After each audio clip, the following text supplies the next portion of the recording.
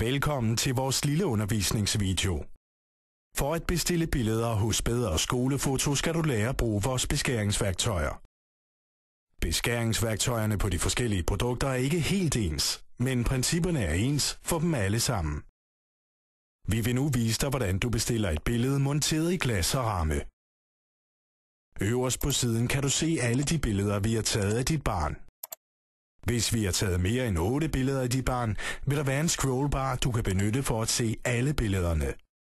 Når du klikker på et af billederne, vil det være det aktive billede i beskæringsværktøjet. Selve beskæringen foretager du ved at flytte rundt på udsnittet. Du har også mulighed for at zoome ind og ud på billedet. Når du foretager en beskæring, kan du hele tiden se det færdige resultat ude til højre. Nederst på siden har du mulighed for at ændre størrelse og stil på dit billede. I første kolonne kan du vælge højformat i 5 forskellige størrelser. Som du kan se oppe på hånden, der holder det færdige billede, ændrer størrelsen sig samtidig med, at du vælger en ny størrelse. Dette giver dig en fornemmelse af, hvor stort billedet bliver. I næste kolonne kan du vælge bredformat, og igen imellem 5 forskellige størrelser. Dette skulle man umiddelbart ikke tro ville blive godt, når nu det valgte billede er et højformatbillede. Men lad os alligevel prøve at vælge en størrelse på 30 x 20 cm og se hvad der sker. Som du kan se, viser der sig nogle helt nye muligheder for at lave et anderledes portrætbillede.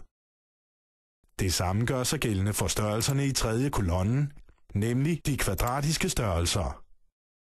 En rigtig god idé til de kvadratiske billeder er at zoome kraftigt ind for at opnå nogle lidt anderledes portrætbilleder.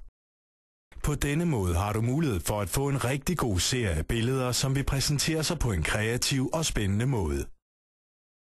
I næste kolonne kan du gratis vælge, hvilken effekt dit billede skal have.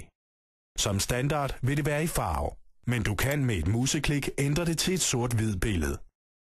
Du har også mulighed for at få det i sepia, også kaldet bruntonet, og der er mulighed for at vælge effekten grafik, som kan give nogle sjove og anderledes billeder.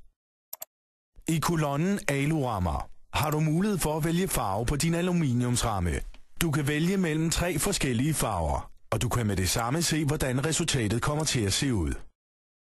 I sidste kolonne kan du vælge at isætte passepartout i din ramme.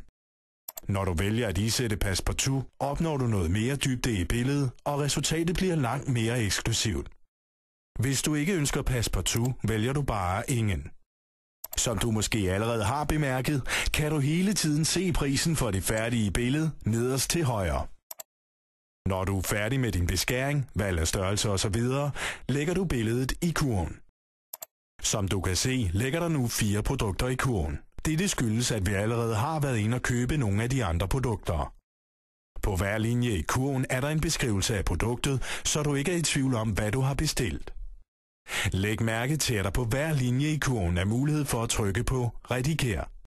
Når du trykker her, vil du komme tilbage til billedet med de indstillinger, du oprindeligt bestilte det med.